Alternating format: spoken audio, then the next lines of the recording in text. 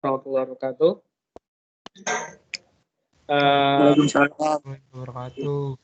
Selamat siang semuanya. Ini mata kuliah kita teknik galangan dan reparasi kapal. Di pertemuan pertama kali ini saya akan menyampaikan tentang kontrak kuliah pada mata kuliah ini. Seperti biasa, tatap muka 75% dari kehadiran, 75% dari tatap muka.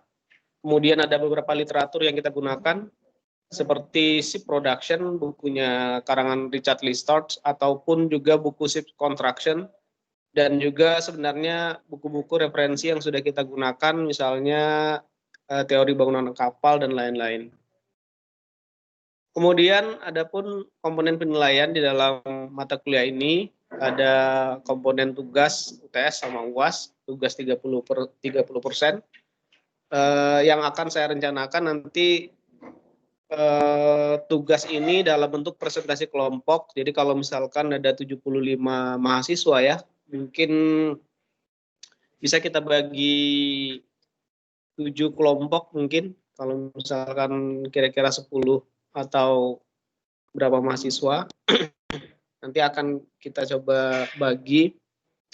Kemudian ada UTS sama UAS, UTS 30% sama UAS 40%. Saya harap mungkin kalian bisa hadir terus di dalam tatap muka perkuliahan ini ya. Kalau misalkan tidak hadir, bisa minta izin sama formatnya si Mira ya, Mira Fatima. Oke, saya akan coba langsung ke pengantar pertama mata kuliah ini, teknik galangan dan reparasi kapal.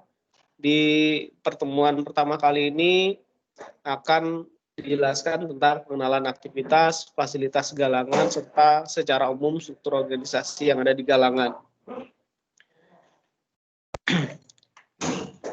Adapun tujuan pembelajaran dalam mata kuliah ini adalah untuk mengenalkan tentang galangan itu sendiri, aktivitas yang ada di galangan, serta memahami berbagai macam kegiatan yang ada di dalam galangan, yaitu kegiatan pembangunan dan reparasi kapal.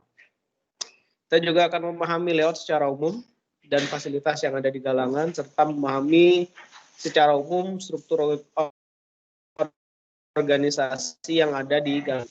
Saya pikir kalian sudah sangat familiar dengan istilah galangan waktu di semester awal dulu ya kan, kalian sudah melakukan kunjungan galangan, melihat aktivitas yang ada di galangan. Nah, ini pada pertemuan pertama kali ini kita akan mencoba mengulang sedikit tentang pemahaman kita apa itu galangan kapal.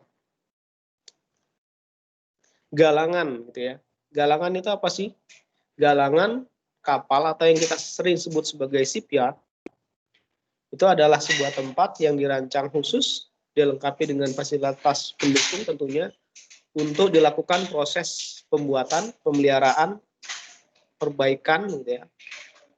Kapal-kapal berupa kapal dagang, kapal penumpang, kapal wisata, kapal militer, dan sebagainya. Jadi intinya galangan itu adalah tempat produksi dan reparasi sebuah kapal. Sedangkan korelasi dengan mata kuliah kita, teknik galangan itu sendiri adalah ilmu yang mempelajari tentang sistem pada suatu galangan, baik mengetahui tentang cara reparasi kapal ataupun bangunan baru, dan sistem yang bekerja pada suatu galangan. Sehingga paling tidak ini akan menjadi bekal kita untuk memahami ketika kita akan mengaplikasikan ilmu kita di dalam kerja praktek lapangan misalnya. Nah, ini kalau kita lihat layout galangan secara umum ya. Kalau kita lihat galangan-galangan yang established ya seperti ini komponen-komponennya. Akan ada banyak sekali bagian-bagian yang secara khusus memiliki fungsi dan perannya masing-masing.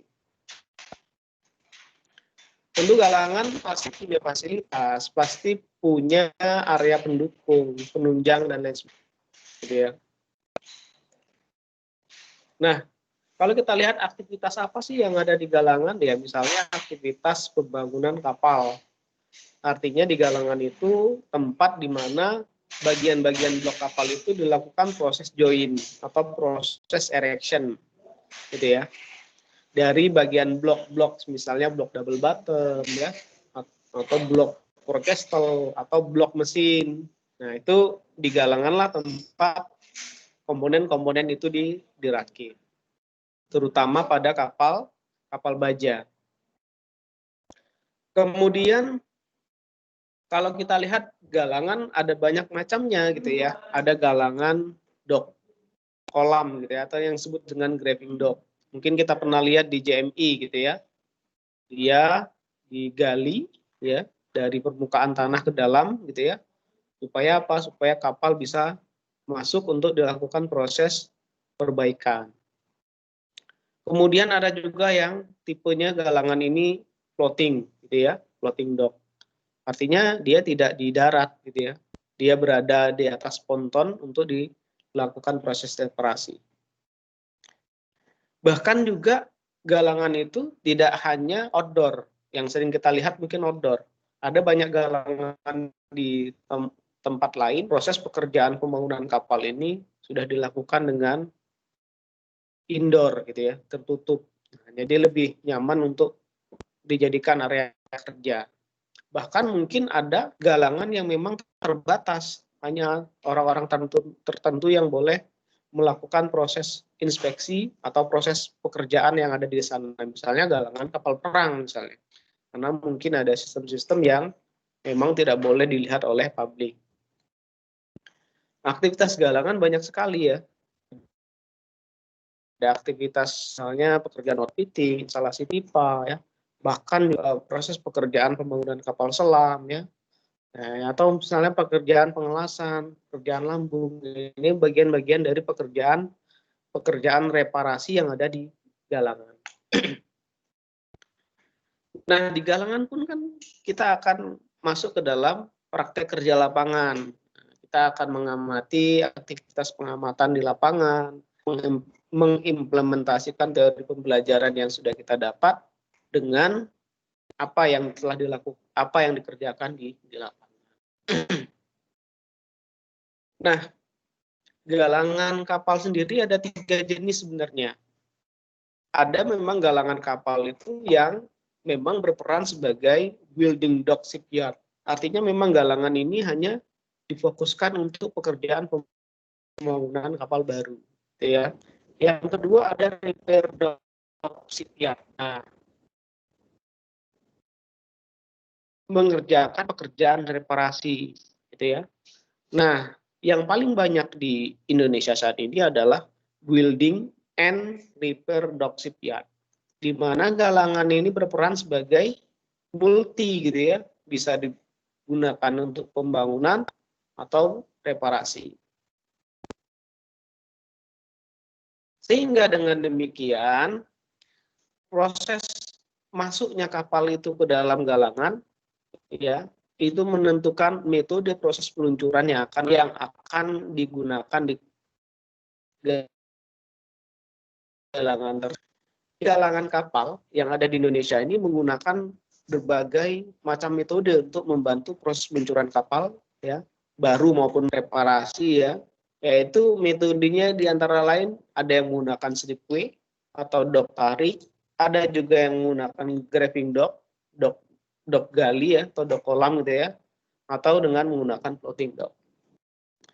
Ini contoh-contohnya misalnya, atau gambar-gambar tadi ya, yang sebelumnya kita sudah lihat sebelumnya. Ini galangan-galangan yang ada di Indonesia. Ada yang menggunakan floating dock, ada yang menggunakan graving dock, ada yang menggunakan slipway, bahkan ada yang tidak menggunakan graving dock dan tidak menggunakan slipway, ya, dan tidak menggunakan graving dock. Misalnya contohnya galangan kapal kayu, karena memang proses peluncurannya dengan menggunakan tenaga manusia, atau mungkin galangan kapal fiber. Bahkan mungkin kapal fiber ini bisa disebut sebagai workshop gitu ya. Kenapa demikian? Karena kapal fiber ya tidak harus memiliki syarat untuk galangan, ya. Karena ada workshop kapal fiber itu yang di atas gunung gitu ya, tidak butuh waterfront. Karena apa? Proses peluncurannya dia tinggal diangkat dengan menggunakan crane gitu ya. Nah, kita juga harus tahu tentu apa sih fasilitas yang ada di galangan. Secara umum galangan kapal ini berisi beberapa fasilitas yang digunakan untuk memfasilitasi aliran material dan perakitan, gitu ya. Sehingga dengan demikian, kebanyakan galangan itu memiliki ketersediaan daratan dan perairan, atau land dan waterfront. Galangan kapal tadi ya, terutama mengerjakan kapal baja atau kayu, sementara kalau kapal fiber itu biasa kita sebut sebagai workshop. Sehingga dari gambar layout tadi, maka tidak heran ya kalau kita melihat galangan itu pasti berada di pesisir, karena memang syarat utamanya harus ada perairan dan daratan. Iya, baik. Nah, ini kalau kapal fiber ini sebenarnya bukan termasuk galangan, walaupun ada orang banyak mengatakan galangan ya. Sebenarnya cukup disebut sebagai workshop karena tidak harus kapal fiber ini punya waterfront, karena apa? Proses peluncurannya bisa dengan menggunakan truk dibawa ke pesisir gitu ya. Nah, sehingga di dalam bukunya Ship Production karangan Richard Listorch ini ya, dia mengatakan bahwa galangan kapal ini ada beberapa komponen yang harus menjadi prasyarat bahwa galangan itu bisa melakukan proses pekerjaannya. Yang pertama, lokasi. Ya, lokasinya harus ada daratan dan perairan. Di mana daratan ini digunakan untuk penegakan blok atau untuk pekerjaan reparasi dan peluncuran, sedangkan lokasi perairan di mana tempat ya penambatan kapal atau proses pengiriman kapal bila kapal itu telah selesai dilaksanakan. Kemudian yang kedua, dermaga. Nah, galangan harus ada dermaga. Untuk apa? Untuk penambatan kapal sebagai tempat untuk melanjutkan pekerjaan instalasi setelah kapal diluncurkan. Atau juga untuk proses pekerjaan yang tidak memerlukan pekerjaan di bawah air. Nah, bisa ditambah di dermaga, pekerjaannya bisa dikerjakan di dermaga. Kemudian galangan juga harus punya bengkel, ya. Bengkel di sini ya, bengkel antara lain ya bengkel pipa, mesin listrik, kayu dan lain sebagainya. Yang dibutuhkan untuk proses pekerjaannya disesuaikan. Apakah pekerjaan pembangunan baru, apakah reparasi, apakah kedua-duanya. Yang kemudian fasilitas yang harus ada di galangan yaitu material handling. Material handling ini adalah proses penanganan bahan. Karena komponen yang berat, maka dibutuhkan peralatan penanganan bahan antara lain misalnya crane, forklift, hoist gitu ya, dan lain sebagainya. Kemudian yang kelima gudang atau storage ya. Kemudian kantor, kantin, klinik. Nah, ini sebagai apa ya? Sebagai fasilitas yang dibutuhkan untuk keadministrasian dan tenaga kerja yang ada di dalamnya. Sedangkan organisasi galangan itu sendiri apa? Organisasi galangan ya secara umum ada 6 komponen ini ya, administrasi, produksi, perencanaan, pengadaan, jaminan mutu, dan pengelola proyek. Namun yang perlu kita pahami di sini adalah proses produksi dan perencanaan dan jaminan mutu karena bersinggungan langsung dengan kegiatan proses pekerjaan pembangunan kapal. Nah, saya pikir untuk pertemuan pertama kali ini cukup ya. Kita sudah membahas apa itu galangan, macam-macam galangan, fasilitas galangan, kemudian organisasi yang ada di galangan. Nah,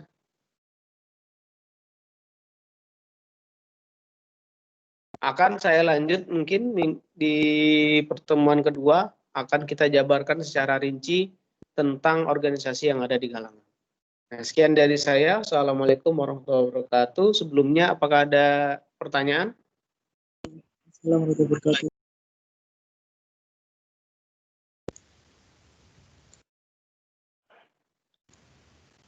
Cukup, Pak.